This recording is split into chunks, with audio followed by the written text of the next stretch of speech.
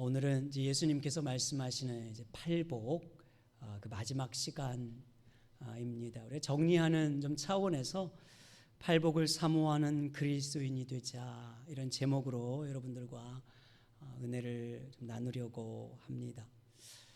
성경을 보면요, 복에 대한 말씀이 얼마나 많이 있는지 모릅니다. 하나님은 오늘 저와 여러분들이 복 받기를 원하시는 분입니다. 믿으십니까? 네. 하나님은 우리를 복 주시기를 원하시는 분이세요.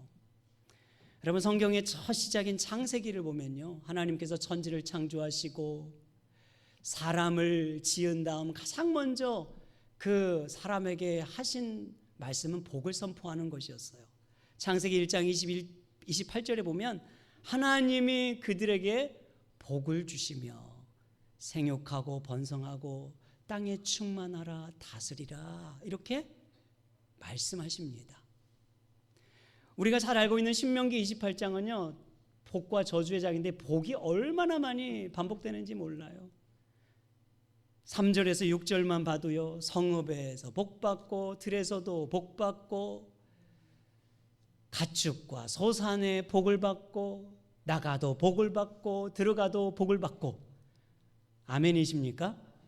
예. 별로 이렇게 아멘 원치 않으시나 봐요. 이 좋은 말씀을 들으시고도. 예. 복 이렇게 말씀하시잖아요. 얼마나 좋아요. 예. 여러분, 신약의 천문인 마태복음을 보면 예수님께서 세례를 받으시고 또 광야에서 시험을 통과하신 후에 그 제자들에게 가르친 산상수훈이 첫 가르침의 말씀인데, 그 가르침의 시작이 뭐예요? 복을 전하는 거잖아요. 우리가 지금까지 살펴본 팔복, 복되도다, 복되도다, 복되도다, 복되도다. 아멘이 이 정도면 나와야 되는데 이렇게 코드가 안 맞아서야 이게 되겠습니까? 주님도 복되다, 복이 있나니 그러잖아요. 여러분, 계시록 22장에 또 가보면 성경의 마지막 말씀에서도 이렇게 말해요. 계시록 22장 7절, 보라 내가 속히 오리니 이 두루마리의 예언의 말씀을 지키는 자는 복이 있으리라 하더라. 성경도요 복으로 시작해서 복으로 맞춰요. 하나님께서 복 주시기 위하여 인간을 창조하셨고요, 예수님께서 복 주시기 위하여 이 땅에 오셨음을 믿으시기 바랍니다. 복에 대해서 거부감을 가질 필요가 없어요. 그런데 여기서 우리가 주목해야 할 점이 있어요. 성경이 말하는 복과 세상이 말하는 복이 다르다는 거예요. 우리는 이것을 기억해야 돼요. 여러분, 일반적으로 오복에 대해서 말하지 않습니까? 이 오복도 좀 다양한 종류가 있는데요, 거의 근원이라고 해야 될까요? 중국 고전 서경이라는 문어를 보면은 오복에 대해서 이렇게 말했어요. 첫째는 수라 그랬습니다. 이건 장수하는 겁니다. 둘째는 부라 그랬습니다. 재물을 쌓는 것이지요. 셋째는 강령이라 그랬습니다. 건강, 육체적으로 정신적으로 건강한 거고요.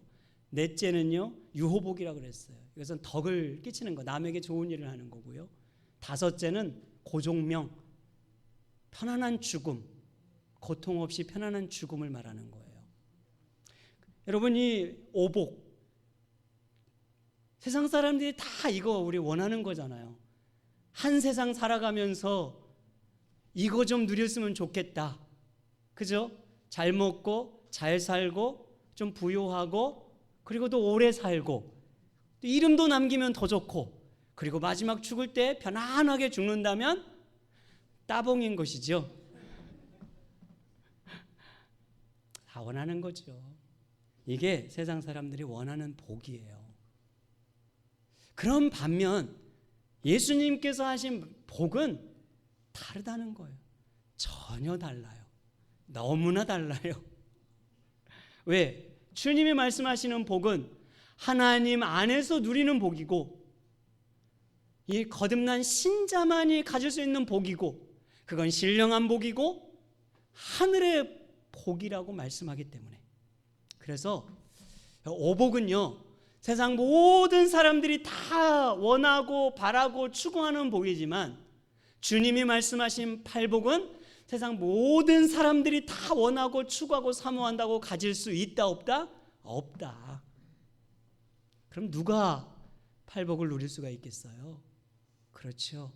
믿음의 눈이 열린 사람, 영적인 눈이 열린 사람, 이 세상 저 너머에 영원한 삶이 있다는 것을 믿는 사람에게 보여지고 믿어지고 열리는 복입니다.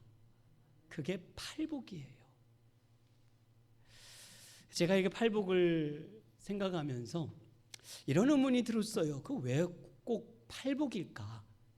그죠? 오복이 될 수도 있고 육복이 될 수도 있는데 굳이 팔복 왜 하신 것일까? 궁금하지 않습니까? 그런데 제가 좀 이렇게 찾아보니까요, 숫자와 연관이 돼 있는 것 같아요. 일반적으로 여러분 수사학이라는 이 학문에 의하면 나라들도요, 이 숫자와 참 긴밀한 연관들이 있더라고요. 특별히 팔과 연관이 돼 있는 나라가 중국인데요. 중국은 팔을 재물과 행운의 상징의 숫자라고 믿어가지고 굉장히 중요시 여긴다고 합니다.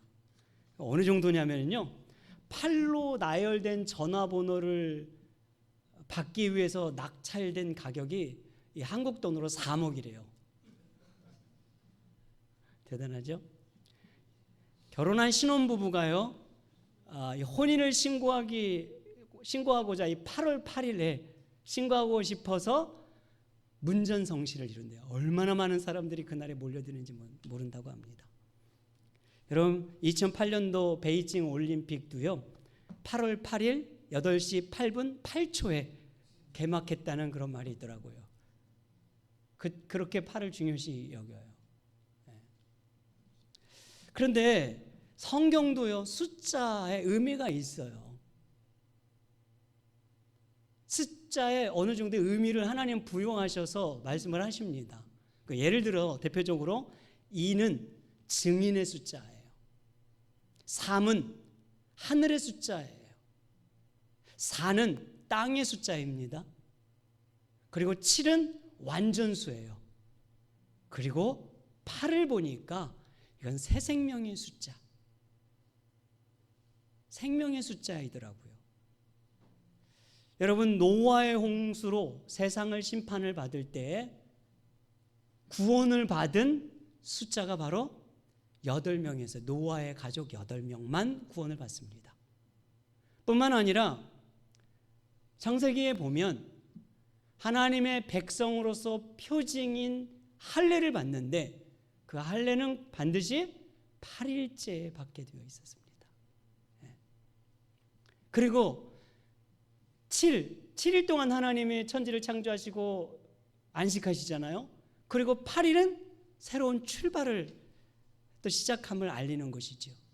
그래서 이 8이라는 숫자도요, 그런 의미가 있는 거예요. 그러니까 예수님께서 팔복을 굳이 우리에게 말씀하신 이유는 예수 안에서 구원을 받고 새 생명을 얻고 새 삶을 시작하는 하나님의 백성만이 누리는 복이다, 이것을 알려주시기 위해서 팔복으로 가르쳐 주신 것이 아닌가, 그런 생각이 들더라고요. 여러분, 예수 믿는 자의 삶에는요, 마땅히 팔복의 열매가 맺어져야 되는 거예요. 필수예요.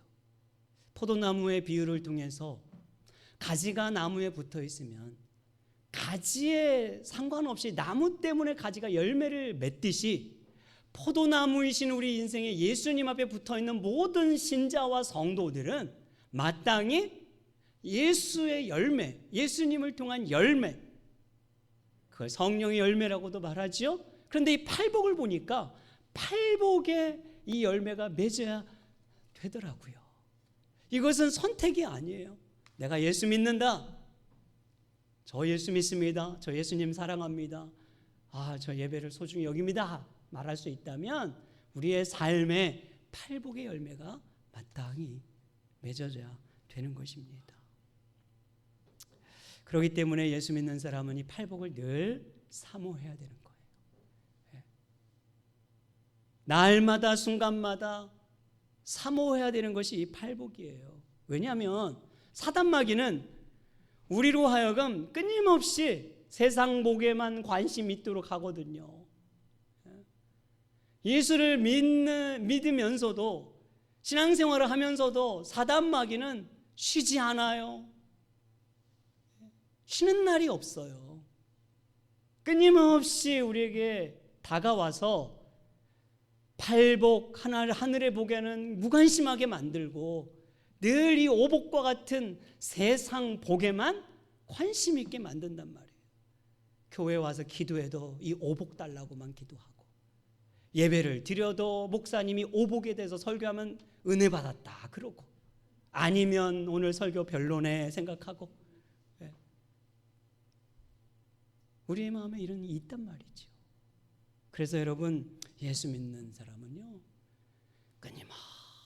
끊임없이 매 순간마다 이 팔복을 사모해야 되는 줄 믿으시기 바랍니다.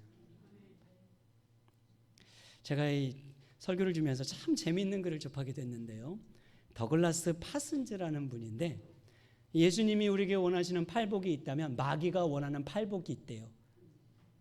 한번 들어보세요. 근데 참 저는 이 말씀 하나하나가 막 와닿더라고요.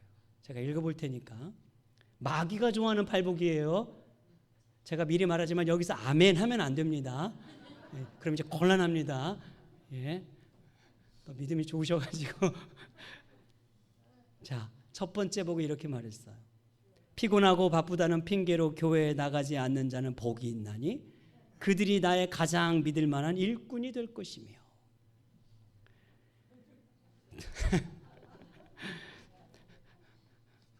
아멘 하면 안 됩니다. 두 번째, 목사의 과오나 흠을 보고 트집을 잡는 자는 복이 있나니 설교를 들어도 은혜를 받지 못할 것이며. 셋째, 자기 교회이면서도 나오라고 사정해야만 나오는 자는 복이 있나니 그들은 교회 안에서 말썽꾸러기가 될 것이며. 넷째, 남의 말 옮기기를 좋아하는 자는 복이 있나니 그들은 내가 가장 좋아하는 다툼과 분쟁을 일으킬 것이며. 다섯째, 걸핏하면 삐죽거리는 자는 복이 있나니 그들은 작은 일에도 화를 내고 교회를 곧 그만둘 것이며. 여섯째, 하나님의 일에 인색하고 헝금하지 않는 자도 복이 있나니 그들은 나의 일을 가장 잘 돕는 자일 것이며. 일곱째, 성경을 읽고 기도할 수 없을 만큼 바쁜 자는 복이 있나니 그들은 나의 유혹에 쉽게 넘어가 마침내 나의 조롱거리가 될 것이며. 마지막 여덟째, 하나님을 사랑한다면서도 자기의 형제와 이웃을 미워하는 자는 복이 있나니 그들은 나의 영원한 친구가 될 것이니라. 아멘 할 뻔했어요 지금. 근데 참 얼마나 와닿습니까? 그렇잖아요. 사실 우리 모두가, 아니 근데 제가 먼저 이걸 이렇게 읽는데 저도 여기서 자유롭지 못하는 것 같아요. 목회자인 저도 사실 이런 마음 가질 때 있잖아요. 우리도 얼마나 사실 많습니까? 그런데 여러분, 오늘 우리가 기억해야 할 게 뭐냐면 이런 마음을 가질 때 누가 주는 거라고요? 마귀가 주는 것이라는 걸 기억해야 된다는 거예요. 이건 분명 사단이 주는 거예요. 내 옆에 누가 주는 게 아니에요. 어느 집사님, 권사님, 목사님, 장로님 주는 게 아니라 누가 주는 거라고요? 우리 배후에서 우리를 조종하는 사단 마귀가 주는 팔복이란 말이죠. 사랑하는 우리 머무는 교회 여러분, 여러분들은 이런 복을 갖고자 하는 마음이 생길 때마다 믿음으로 이겨내시길 바랍니다. 이런 복을 원하면 안 되죠. 이런 복의 자리에 가면 안 돼요. 왜? 하나님은 우리에게 주님이 원하시는 팔복을 누리는 인생이 되도록 부르셨기 때문입니다. 우리는 팔복의 인생을 사모해야 되고 팔복의 인생을 추구해야 되고 팔복의 인생을 흘러보내는 삶이 되어야 될 줄 믿습니다. 그럼 우리가 어떻게 하면 이 팔복을 누리는 삶이 될 수 있을까? 자, 팔복을 사모하는 세 가지 기도 제목 오늘 여러분들과 함께 적용적으로 나누고 싶은 거예요. 자, 이 세 가지 기도 제목을 우리가 함께 붙들면서 하라면 참 좋겠다. 자, 첫 번째입니다. 매일 팔복의 성품을 담게 하소서. 기도해야 된다는 거예요. 하나님, 매일매일 팔복의 성품을 담게 하소서. 이런 마태복음 5장 3절에 10절까지 다시 보시면요, 여기 보면 심령이 가난한 자, 애통하는 자, 온유한 자, 의, 긍휼, 마음, 화평, 의. 이것은 성품인데 이것은 하나님과의 관계에서만 맺어질 수 있는 성품이에요. 예수 안에서 새롭게 빚어지고 변화된 사람들 안에서만 나오는 열매라는 것이에요. 그리스도인이 가져야 할 성품, 천국 백성이 반드시 드러내야 될 성품. 이 성품은요, 타고난 것이 아니라 여러분, 천성적으로 자연적으로 주어지는 게 결단코 아닙니다. 오직 하나님께서 빚어 주셔야만 맺어지는 것이고 성령께서 우리에게 주셔야만 맺는 열매가 바로 이 팔복의 성품이에요. 우리 사도 바울이 이전 것은 지나갔으니 보라 새 것이 되었도다 이렇게 말하지 않습니까? 예수 안에서 변화된 자를 향하여 이전 것은 지나갔다. 옛 성품, 옛 자아, 옛 삶을 추구하는 것들 다 지나가 버렸어요. 그리고 새 삶, 새 것, 새 성품으로 우리를 덧입혀 주셨다고 말씀하고 있는 거예요. 그러니까 우리가 늘 주님 앞에 기도할 거 뭐냐면 하나님 매일 이 팔복의 성품을 담게 하소서.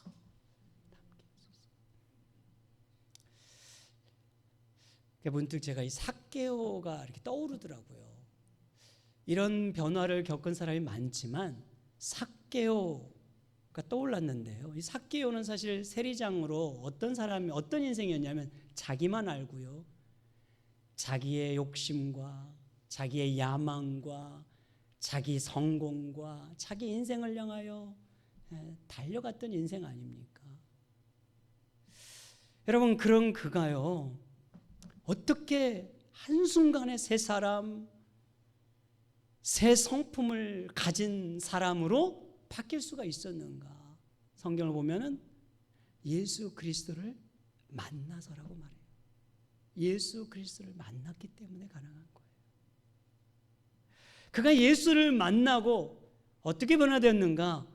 가난한 마음을 가진 자가 되었어요. 그잖아요. 심령이 가난하게 되었죠. 그래서 주님 앞에 굴복하여 자기 죄를 회개하고 그 의를 갈망하는 자가 되지 않습니까?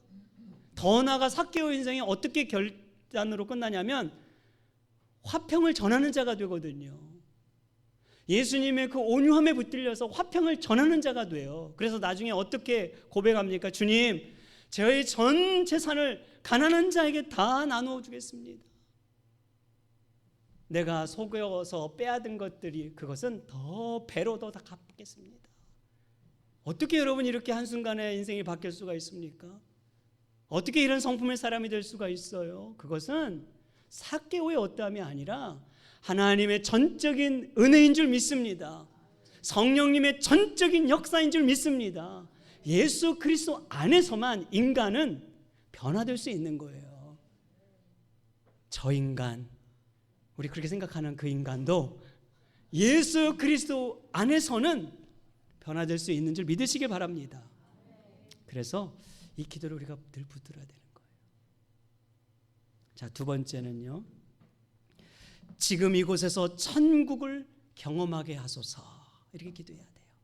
자, 이 마태복음 또 5장 이 말씀 보십시오. 이 팔복에 보면은 첫 번째 복과 여덟 번째 복은 천국입니다. 그러니까 천국으로 시작해서 천국으로 맞춰지는 복이에요. 그리고 거기 두 번째에서 일곱 번째 복은 다 위로의 복, 기업, 배부름, 하나님을 보는 복, 하나님의 아들이라 일컫는 복, 긍휼히 여김을 받는 복, 이런 것으로 되어 있어요. 그런데 천국은 현재형이고요, 나머지 둘째에서 일곱 번째는 다 미래형으로 되어 있어요.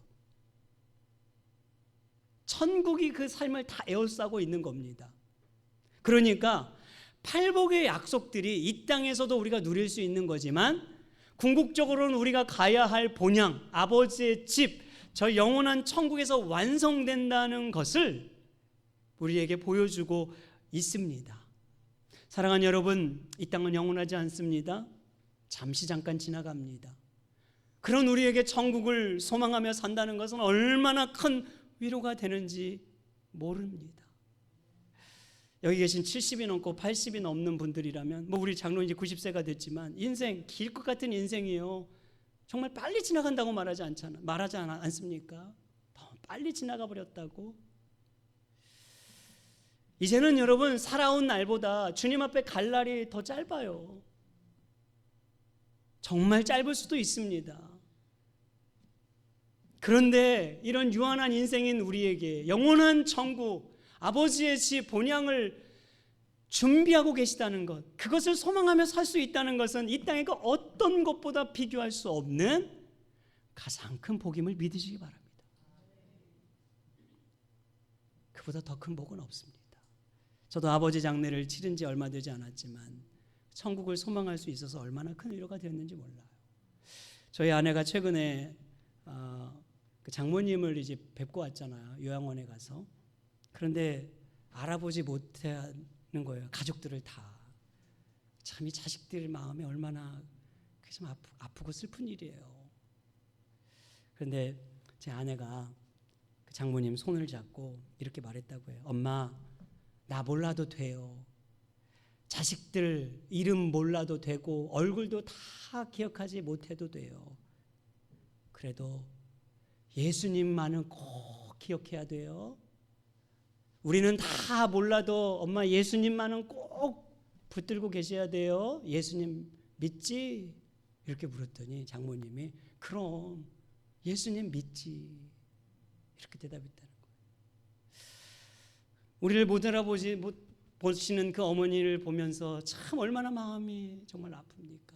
그런데 그래도 예수님을 기억하고 예수님을 믿고 계시다는 그 장모님의 고백을 들으니까 저도 너무 위로가 되는 거예요.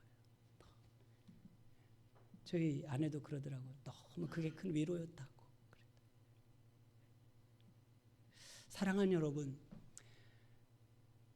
천국이 멀리 있는 게 아닙니다.